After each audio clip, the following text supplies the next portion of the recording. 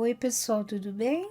Meu nome é Eliane e hoje nós temos dois relatos sobre objetos amaldiçoados ou sob efeito de energias ruins. Mas antes, curta o nosso vídeo e se inscreva para não perder os próximos relatos, ok? Caso você tenha alguma história e gostaria de compartilhar com a gente, é só enviar no e-mail que está na descrição. Dito isso, vamos ao nosso relato.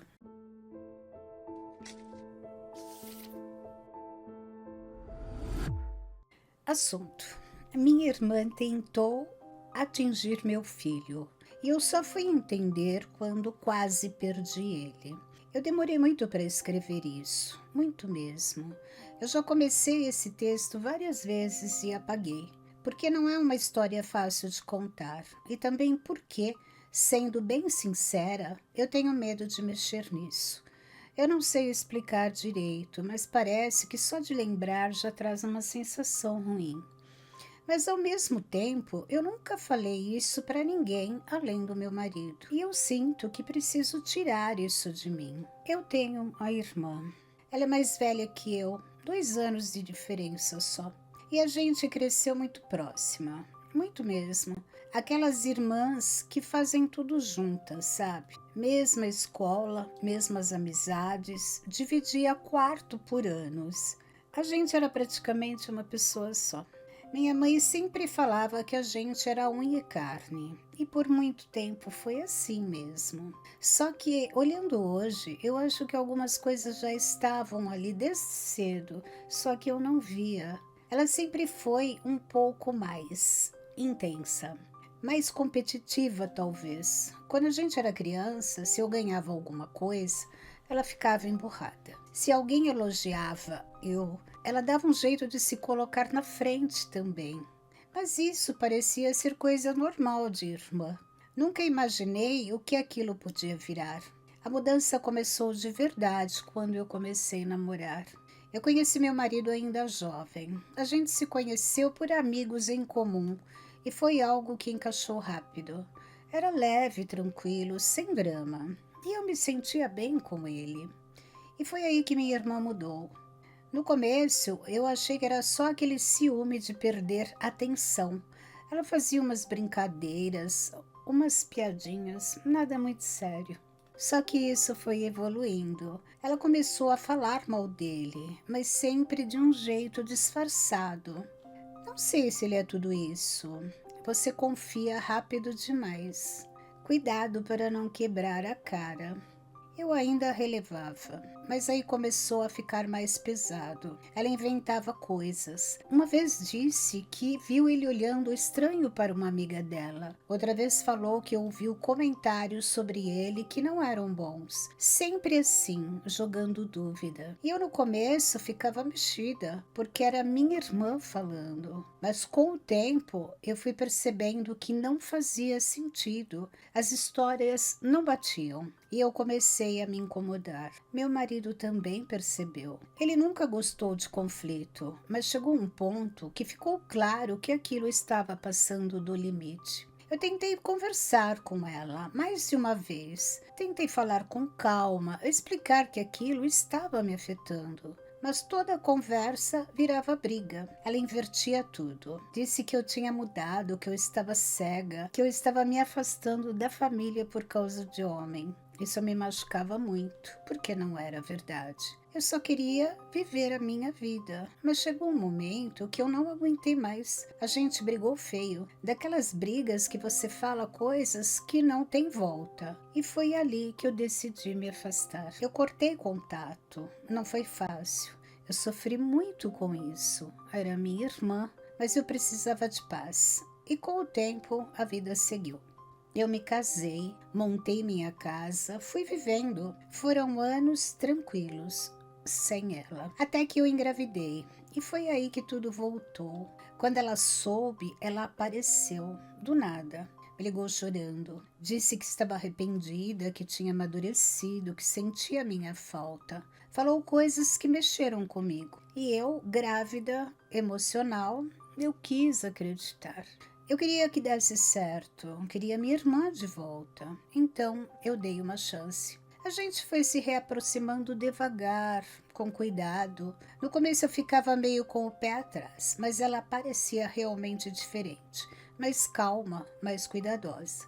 Me ajudava com coisas da gravidez, perguntava como eu estava, levava coisas para mim e eu fui relaxando. Fui deixando ela entrar de novo. Meu filho nasceu e foi o momento mais feliz da minha vida. Nada se compara. E ela estava lá presente, carinhosa, parecia outra pessoa. Eu lembro de olhar para ela e pensar: agora vai, agora tá tudo bem.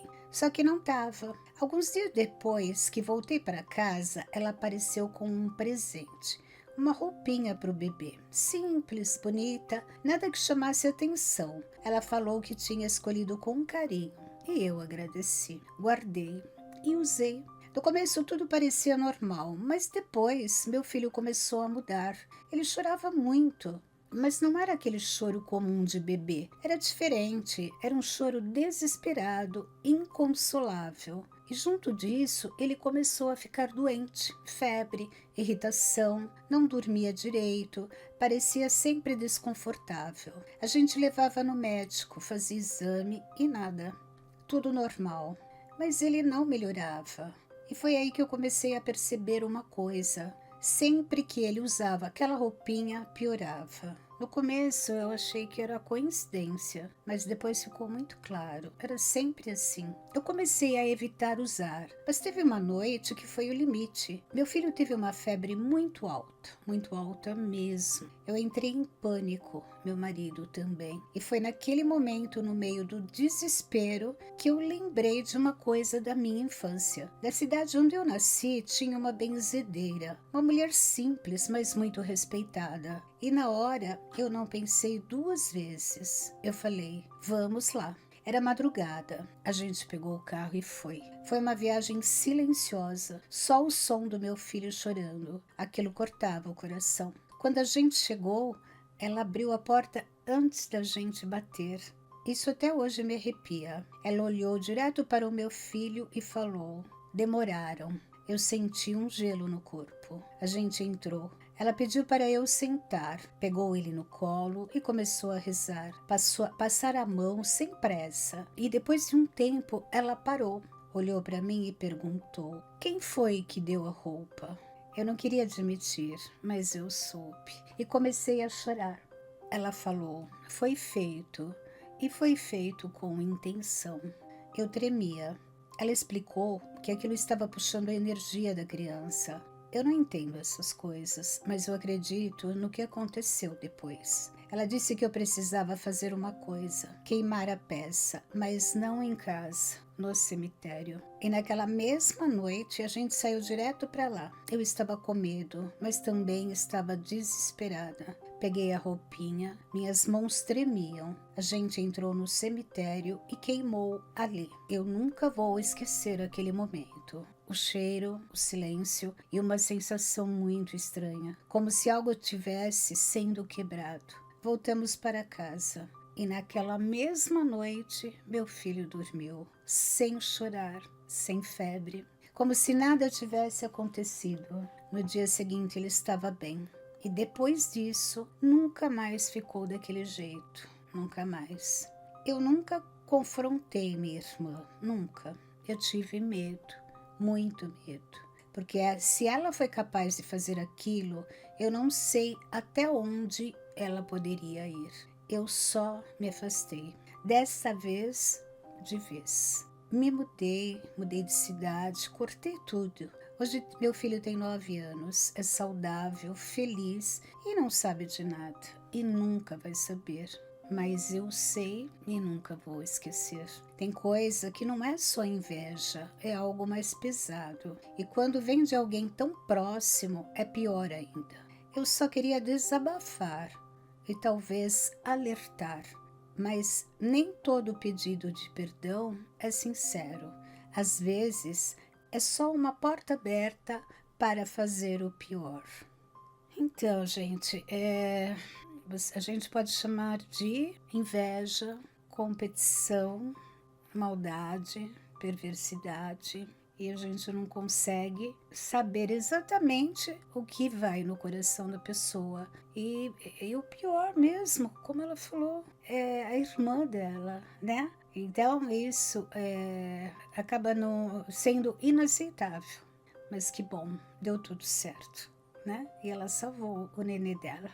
Então, gente, agora vamos para o próximo relato. Assunto: eu comprei um relógio antigo e foi o pior erro que já cometi. Eu queria mandar esse relato de forma anônima, por favor. Não é porque envolve outras pessoas ou algo assim, é mais porque eu mesmo ainda fico meio desconfortável de falar sobre isso. Não chega a ser medo constante, mas não gosto de lembrar. E ao mesmo tempo, sinto que preciso contar, nem que seja como um aviso.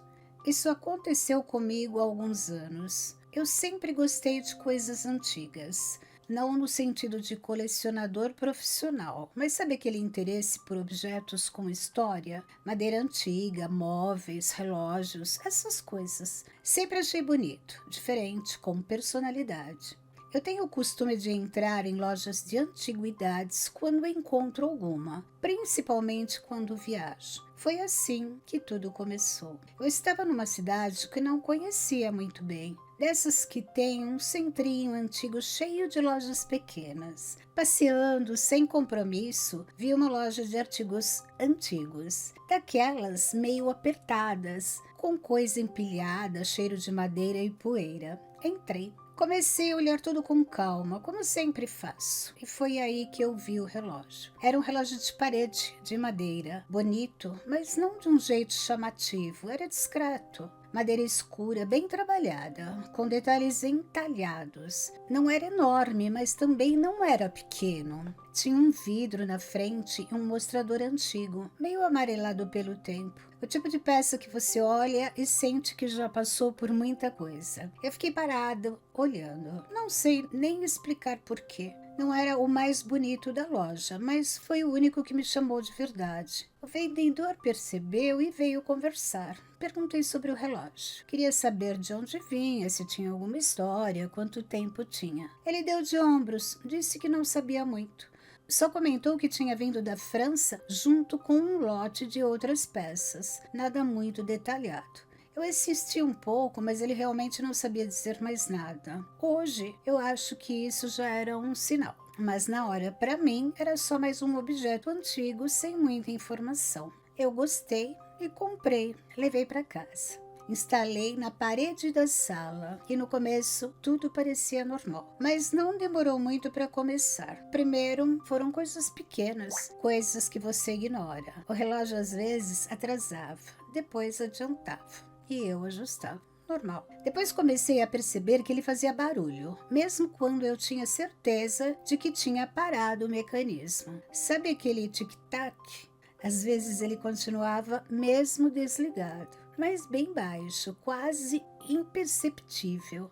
Eu pensei que podia ser algum problema interno, nada demais. Só que as coisas começaram a escalar. Coisas na casa começaram a dar errado. Equipamentos quebrando sem motivo. Uma lâmpada queimada atrás da outra. O micro-ondas parou, depois voltou. Depois parou de vez. Eu comecei a achar estranho, mas ainda dentro do ok, acontece. Mas aí começaram as coisas pessoais, problemas no trabalho, discussões sem sentido, coisas que não batiam, gente se afastando, coisas dando errado, uma atrás da outra. E eu comecei a ficar cansado, como se tudo exigisse mais esforço do que deveria. Dormia mal, acordava pesado e tinha uma sensação constante de desconforto dentro de casa, principalmente na sala, onde o relógio ficava. Teve uma noite que me marcou. Eu acordei de madrugada com um som, o tic-tac alto, muito mais alto do que o normal. Eu levantei, fui até a sala e o relógio estava parado. Os ponteiros não estavam se movendo, mas o som continuava. Eu fiquei olhando, sem entender. E depois de alguns segundos parou, como se nunca tivesse existido. Aquilo ficou na minha cabeça. Mas o pior não foi isso. O pior foi a sensação. Eu comecei a sentir como se estivesse sendo observado. Não o tempo todo, mas em momentos específicos, principalmente à noite. Eu evitava ficar na sala. Sem perceber, comecei a passar mais tempo no quarto. E quando passava pelo relógio, eu desviava o olhar. Isso parece bobo, mas não é. Você começa a reagir sem perceber. Teve um dia que eu cheguei em casa e encontrei o relógio levemente inclinado, como se alguém tivesse mexido. Mas eu morava sozinho e não tinha como aquilo ter acontecido. Eu ajustei, mas ali alguma coisa virou. Eu comecei a associar tudo: o relógio, a casa, o que estava acontecendo comigo, e mesmo sem ter prova nenhuma, eu sabia. Não sei explicar, mas eu sabia. Aquilo não estava certo. Os meses foram passando e as coisas só pioravam. Nada dava certo. Tudo parecia travado, pesado. Eu não reconhecia mais minha rotina. E aí, num dia comum, eu tive um impulso. Não foi algo planejado. Eu estava na sala, olhando para ele, e veio um pensamento: se isso começou com ele, tem que acabar com ele. Foi muito claro. Eu levantei, tirei o relógio da parede e levei para fora. Sem pensar muito, peguei uma ferramenta e quebrei, sem cerimônia, sem cuidado, só quebrei. O vidro, a madeira, tudo. Eu lembro do som, do impacto e de uma sensação estranha, como se alguma coisa tivesse sido interrompida. Não foi alívio imediato, mas foi silêncio, um silêncio diferente. Naquela noite eu dormi melhor. No dia seguinte acordei leve. E aos poucos as coisas começaram a voltar ao normal. Problemas foram se resolvendo. A casa ficou mais leve. É difícil explicar, mas quem já sentiu isso entende. E eu não sou uma pessoa de acreditar nessas coisas, de verdade. Mas depois disso, eu passei a ter muito cuidado, principalmente com objetos antigos de segunda mão. A gente nunca sabe de onde veio, nunca sabe o que já passou por aquilo, quem viveu com aquilo, o que ficou ali. Pode ser só coisa da minha cabeça? Até pode, mas eu prefiro não arriscar, porque para mim foi real o suficiente. E eu nunca mais trouxe nada assim para dentro de casa. Só queria deixar esse aviso. Às vezes não é só um objeto. Às vezes vem mais coisas juntas e você só percebe quando já está dentro da sua vida. Então, pessoal, na verdade, às vezes foi só apego, né, da pessoa que era o dono anterior. Mas até você ter o discernimento que era ou não só isso, porque as coisas começam a dar tudo errado, então você começa a se preocupar, tem alguma coisa errada. É melhor você dispor daquilo do que continuar e se ficar se atormentando, porque às vezes pode ser só da sua cabeça, mas as coisas estão acontecendo. Então, vamos resolver o problema de uma vez, né? Mas é isso. Eu espero que vocês tenham gostado. Curtam o vídeo e não se esqueçam de se inscrever para receber os próximos vídeos. E até breve!